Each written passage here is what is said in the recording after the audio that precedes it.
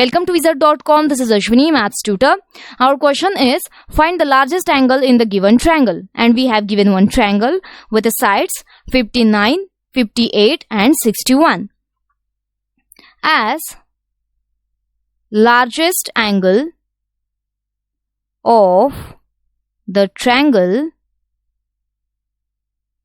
is 1 opposite to largest side.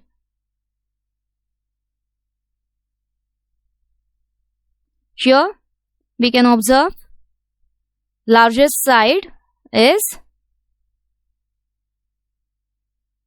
61. So the angle opposite to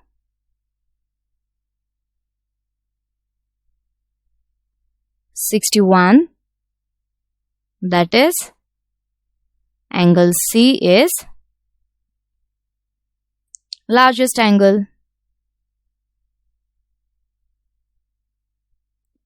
So from available options, option A is correct, which is angle C.